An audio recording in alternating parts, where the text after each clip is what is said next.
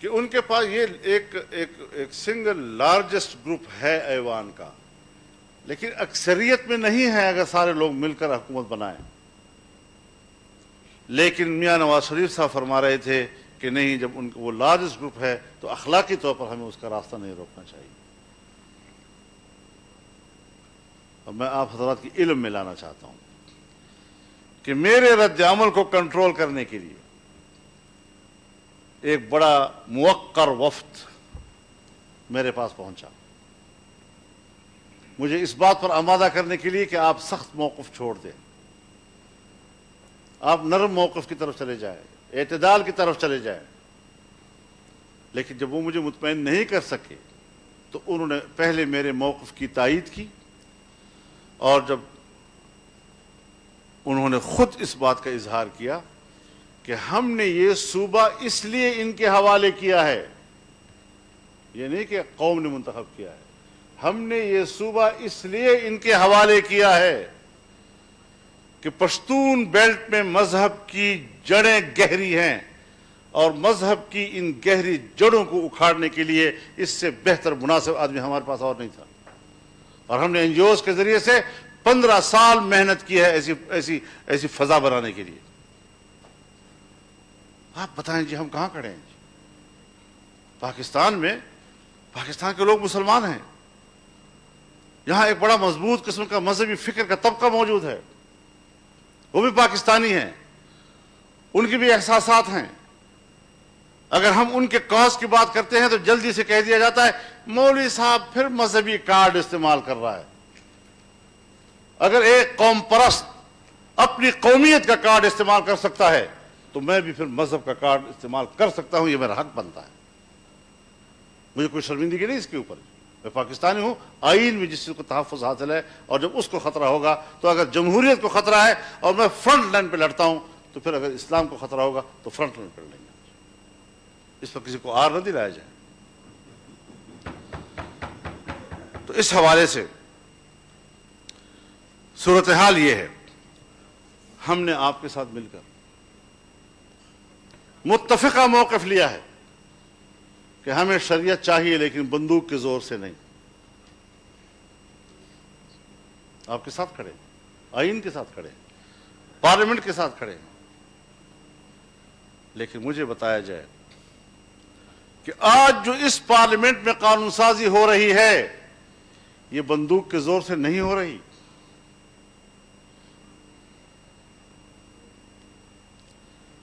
ریاستی بندوق اگر وہ اپنے زور سے مجھ سے قانون سازی کراتا ہے وہ سر و چشم پہ قبول، لیکن اگر قوم کا کوئی فرد چاہتا ہے تو ہم اس کو غدار اور دشمن اور فلاں فلاں کہیں، ہم آپ کے ساتھ ہیں اس معاملے میں۔ ہمارا نظریہ یہی ہے کہ ہم جمہوری راستے سے محنت کریں، لیکن جمہوری راستوں سے سن 73 سے لے کر آج تک کیا ملا ہے قوم کو؟ ابھی تک شکوے تو موجود ہیں، لیکن حالات، ملک کہاں کھڑا ہے، ادارے کہاں کھڑے ہیں، ہماری کمزوریاں ہم نظر انداز کرتے چلے آ رہے ہیں۔ چلو ٹھیک ہے، آگے دیکھتے ہیں، آگے چلتے ہیں۔ ہمارے ملک کا جمہوری نظام بھی اس وقت مکمل طور پر پابجولاں ہے۔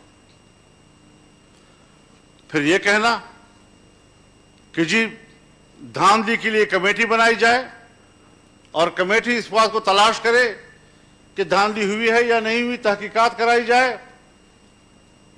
آپ حضرات نے ابتدا میں اس پر آمادگی ظاہر کی ہے، لیکن میں نے اول دن سے کہا ہے کہ ہم اس دھاندلی کے لیے کسی تفتیش و تحقیق کے روادار نہیں ہیں۔ یہ ایسا ہی ہے جیسے نصف النہار پر سورج کھڑا ہو اور ہمیں کوئی کہے ثابت کرو کہ سورج ہے۔ یہ اس طرح کی دھاندلی ہے۔ لہذا اس کے لیے کمیٹیوں میں جانا تفتیش و تحقیق کے لیے، اور وہ پھر بھی نہیں کر رہے۔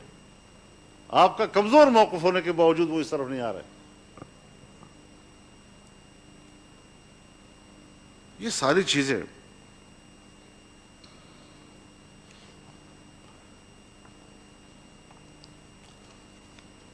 جو آپ نے اپنے وسیع ظرفی کا مظاہرہ کر کے کہا کہ لارجسٹ گروپ ہے اور حکومت بنائے، آج پنجاب میں مسلم لیگ نون لارجسٹ گروپ ہے، کیا یہ فراخ دلی وہاں سے آپ کے پاس آئی؟ کیا انہوں نے آپ کو وہاں حکومت بنانے کا موقع دیا؟ جس طرح پیپلز پارٹی نے سندھ میں کہ ہم تو وہاں حکومت بنا رہے ہیں تو ہمیں حلف سے مت روکیں، تو مسلم لیگ نے بھی یہی کہا تھا کہ ہمیں حلف سے مت روکیں، ہم پنجاب میں حکومت بنا رہے ہیں۔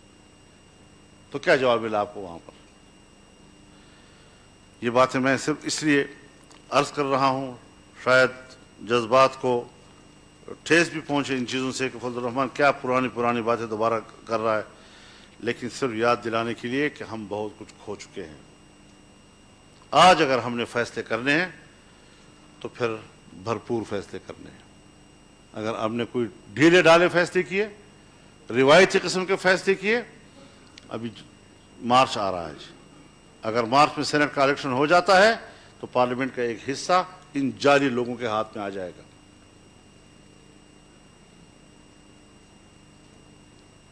تو آپ پھر کہاں کھڑے ہوں گے؟ ملک کہاں کھڑا ہوگا؟ لہذا ہم بڑی صراحت کے ساتھ کہنا چاہتے ہیں کہ آج ہی فیصلہ کریں کہ ہم اسمبلیوں سے مستعفی ہوں گے۔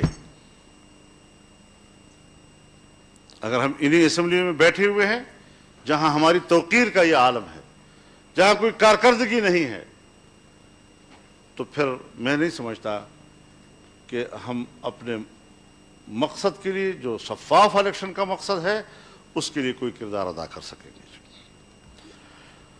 اگر ہم نے سول سپرمیسی کے لیے کوئی ٹھوس اقدامات کرنے ہیں تو پھر آپ آئیں عوام کے صفوں میں جانے کے لیے، تاجر برادری کے پاس جائیں، وکلاء کے پاس جائیں، اساتذہ کے پاس جائیں، ڈاکٹرز کے پاس جائیں، مزدور کے پاس جائیں، کسان کے پاس جائیں، صنعت کار کے پاس جائیں اور ان کو کہیں آئیں ہم اکٹھے بیٹھتے ہیں، اکٹھے لڑیں گے۔ ان کو انوالو کرنا ہے پھر ہم نے، اور بڑی قوت کے ساتھ ہمیں ان کو اپنے صفوں میں لانا ہوگا۔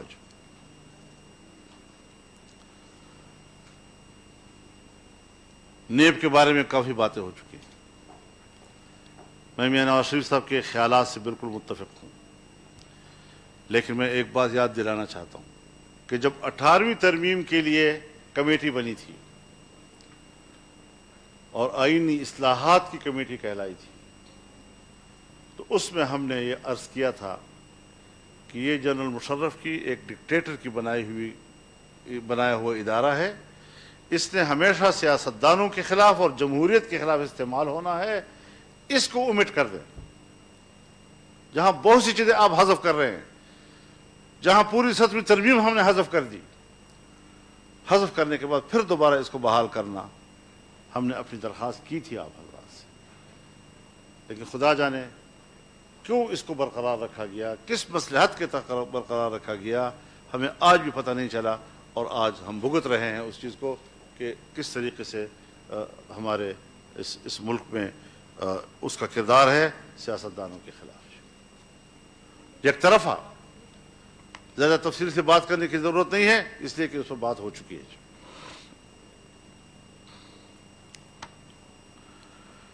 آج آپ اپنی پوری نظام کو دیکھیں، اسمبلی جعلی، آپ کا وزیر اعظم جعلی، سینٹ چیئرمین کے خلاف جو عدم اعتماد ہوا اور وہاں جو کچھ ہوا، میری زبان میں آج چیئرمین سینٹ جعلی، پرسوں ترسوں جو قومی مشترکہ اجلاس میں اقلیت کو اکثریت کہا گیا، شاید وہاں کے ملازمین کو بھی گنا ہوگا انہوں نے اس میں، اور شور شرابہ کے باوجود اس پر بھی ہمیں طے کرنا چاہیے کہ یہ جو گنتی ہوئی ہے یہ غلط ہے، اور پارلیمنٹ کی اکثریت کو اقلیت بنا دیا اور اقلیت کو اکثریت بنا کر پیش کر دیا اور کہا کہ بل پاس ہو گیا۔ تو اب تو قومی اسمبلی کا اسپیکر بھی مجھے جعلی لگتا ہے۔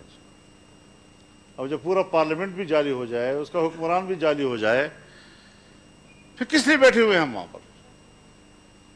یہ سب ڈرامے ہوئے ہیں وہاں پر۔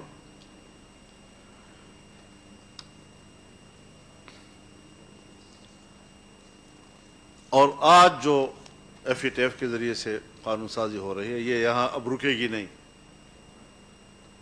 آپ کی ایٹمی صلاحیت کے خلاف بھی قرارداد آئے گی اور دباؤ آئے گا اس جناب کے اوپر.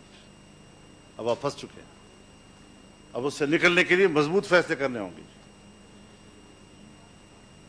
ڈی نیوکلرائزیشن جو ہے اس کے آپ انتظار کریں گے. اب تو اس نازک صورتحال سے کہ ہم اپنی عیاشیوں کے لیے پاکستان کو زندہ رکھنا چاہیں جتنے بھی ہم غلام بن جائیں، لیکن ہماری عیاشیاں زندہ رہیں، تو یہ تو کوئی زندگی نہیں ہے.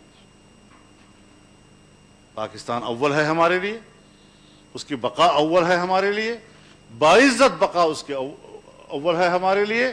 اور وہاں پر جو آئین ہے، آئین کے مطابق ہمارا نظام چلنا چاہیے. کبھی تجاویز آ جاتی ہیں صدارتی نظام. ہم نے آئینی اصلاحات کمیٹی میں اس بات پر اتفاق کیا تھا کہ آئین کے بنیادی ڈھانچے کا تعین کیا جائے، اور ہم نے 4 پلرز اس کے بتائے تھے اور اس پہ اتفاق ہوا تھا: اسلام، جمہوریت، وفاقی طرز حکومت، پارلیمانی نظام. اگر ایک ستون بھی گرتا ہے، آئین گر جاتا ہے، اور آپ کو ایک آئین ساز اسمبلی دے کر نیا آئین دینا ہوگا. آپ مجھے بتائیں کہ پاکستان اس کا متحمل ہے کہ ہم اثر نو نئے آئین پہ بات کریں؟ 70 سالوں میں جو چیزیں طے شدہ ہیں وہ دوبارہ ری اوپن ہو جائیں، کیا ہم متحمل ہے اس کے؟ تو ان حوالوں سے بھی ہمیں اپنے مضبوط موقف کی طرف جانا ہوگا. اور حالت تو ہماری یہ ہے کہ ہم ملینز اجتماعات کرتے ہیں، لیکن میڈیا کو اتنا کمزور کر دیا گیا ہے، اتنا مقید کر دیا گیا ہے کہ وہ ہمارے لاکھوں کے اجتماعات اور ہمارے تقریریں جو ہیں وہ اپنے چینلوں پہ دکھانے کے قابل نہیں رہے. ان کو روکا جاتا ہے باقاعدہ، اور وہ رک جاتے ہیں. ہمیں میڈیا سے شکوہ اپنی جگہ پر، لیکن ہمیں میڈیا کی مظلومیت کو بھی سامنے رکھنا چاہیے، اور ان کی آزادی کے لیے بھی ہمیں ایک مضبوط موقف لینا چاہیے.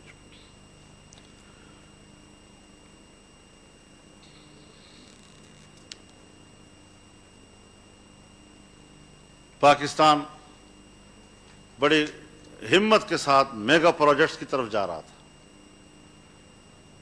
سی پیک منصوبہ، پاور جنریشن کا مسئلہ، اور بہت سے منصوبے پاکستان کے سامنے تھے. معدنی ذخائر کی طرف جانا، اس کو پاکستان کے لیے استعمال میں لانا، لیکن آج سب کچھ رک گیا ہے. اور مجھے ایک سفارتکار نے بتایا، باہر کے سفیر نے، کہ جب ہم نے ان سے پوچھا کہ آپ یہ کیا کر رہے ہیں، تو انہوں نے کہا کہ پاکستان اور پاکستانی قوم میگا پروجیکٹس کی متحمل نہیں ہے، لہذا ہمیں مائکرو لیول پر اور ہمیں میڈیم لیول پر اثر نو نئے منصوبے شروع کریں گے. تو پھر انڈے اور مرغی اور کٹے اور یہاں سے شروع ہوئے، اور یہ پالیسیاں آج ہماری اسٹیٹ کی پالیسیاں ہیں.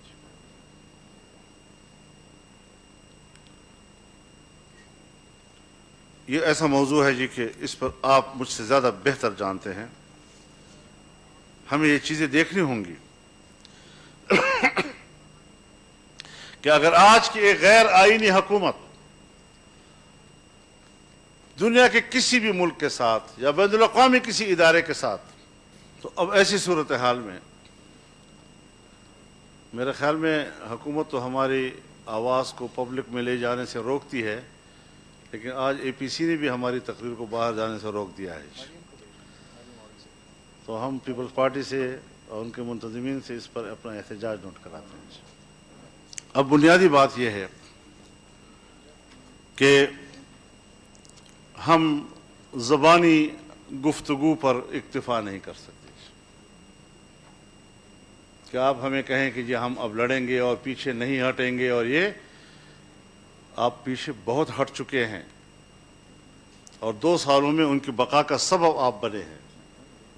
اب باقاعدہ لکھ کر طے کرنا ہوگا تاکہ پبلک کے سامنے ہم یہ ساری چیزیں لے جا سکیں کہ یہ کمٹمنٹ ہے، اور کوئی اس سے پیچھے ہٹتا ہے تو اس کو پھر قومی مجرم تصور کیا جائے۔ مذاق تو نہیں ہے آخر کہ ہم اتنی بڑی بڑی باتیں کر رہے ہیں اور اس کے بعد پھر ہم کمپرومائز کی طرف چلے جاتے ہیں، کہ ہمیں بہرحال عملی اقدامات کی طرف جانا ہوگا۔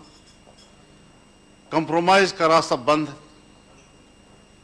آپ ہماری تحریک کو ایک سیاسی مہمیز تو لگا دیتے ہیں، لیکن جب ہم آگے بڑھتے ہیں تو پھر اس کے بعد ہمارے مصلحتیں سامنے آ جاتی ہیں، اور یہ رویے جو ہیں اگر اپوزیشن کی جماعتوں کی طرف سے بھی برقرار رہتی ہیں تو میں نہیں سمجھتا کہ ہم ایک دوسرے پر اعتماد کر کے کوئی تحریک چلا سکیں گے۔ اعتماد کے لیے بھی ہمیں مؤثر باتیں کرنی ہوں گی، ہمیں ایک تجدید عہد کرنا ہوگا،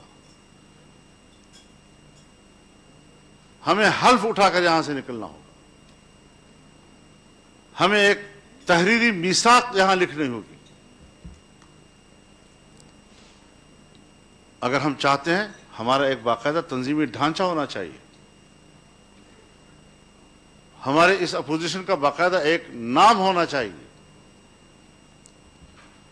ہمیں ہر طرح کے سرکاری تقریبات کا بائیکاٹ کر لینا چاہیے، چاہے کتنے بھی بڑے ملک کا سپر پاور کا مہمان یہاں آئے۔ ہماری روایات یہ ہیں کہ ہم ان تقریبات میں چلے جاتے ہیں، لیکن ہمیں ان کو میسج دینا ہوگا کہ ہم اس کو نمائندہ حکومت ہی نہیں سمجھتے جو آپ کی میزبانی کر رہی ہے، لہذا ہم یہ آپ کو میسج دینا چاہتے ہیں کہ ہم آپ کی اس تقریب میں شریک نہیں ہو رہے ہیں۔ پارلیمنٹ میں قانون سازی کے عمل سے مکمل لا تعلق ہونے کا اعلان کرنا ہوگا۔ غیر منتخب اور غیر آئینی حکومت کے تمام بین الاقوامی معاہدات سے لا تعلقی کا اعلان کرنا ہوگا۔ آئندہ کوئی بھی حکومت بنی تو اس کی پابند نہیں ہوگی، یہ گورنمنٹ ہی نہیں ہے۔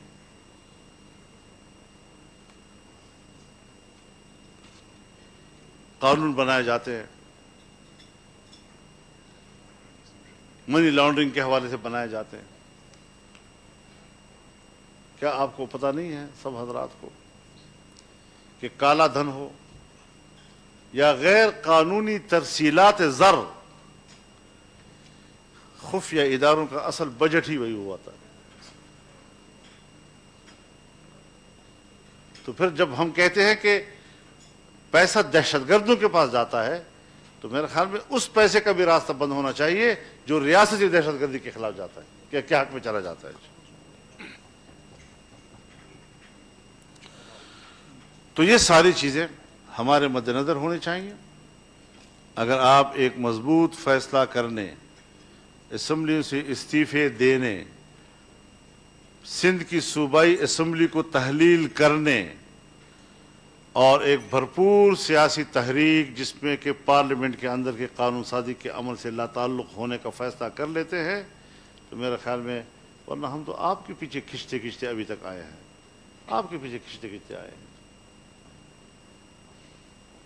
کہ ہم کچھ فیصلہ کریں تو شاید وہ اتنا مؤثر نہیں ہوگا پھر۔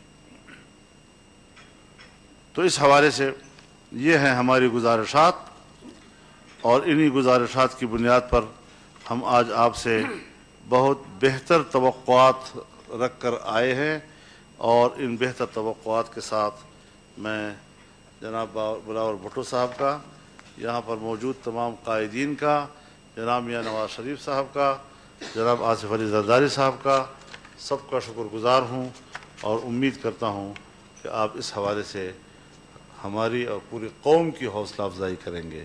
وآخر دعوانا الحمدللہ۔ مولانا فضل الرحمان صاحب، آپ کا بہت ہی شکریہ۔ ہمیشہ کی طرح آپ نے پورا جو ہمارے آپشنس ہیں ہمارے سامنے رکھے ہیں۔ I just want to clarify for everybody in the room کہ ہمارا یہ جو دونوں جو کیمراز ہیں یہ چل رہے ہیں، لائیو اسٹریم کر رہے ہیں۔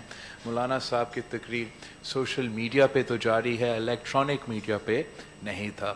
Before we continue this conversation, however, I would like to suggest تاکہ ہم ایک فری ماحول میں بات کر سکیں، آپس میں ہم نے مشکل فیصلے لینے ہیں تو وہ مشکل فیصلے لینے کے لیے ہمیں کچھ لوگوں کو منانا پڑے گا، کچھ لوگوں کو سمجھانا پڑے گا،